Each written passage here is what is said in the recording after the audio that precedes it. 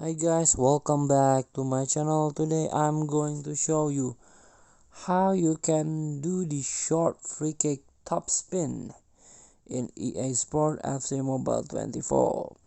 So I made this video is for beginner that still confused how to play or new into this games. Previously this game is FIFA Mobile, but right now it's become EA Sport FC Mobile 24. All in other console or other a platform, it become just EA Sport FC. So let's get started by tap this play button, tap this live event, and tap this kickoff feature.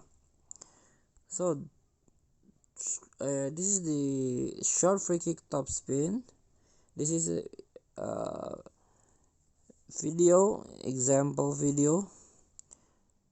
If you get this free kick situation, you can do this tips or like the video show you.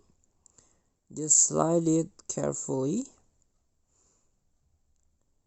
not precisely go to the corner of the goal, but slide a little bit up to make it a top spin. So please practice in the actual match to get to master this free kick. Thank you for watching. Don't forget to comment, like, and subscribe, and click the next button below. Enjoy the game.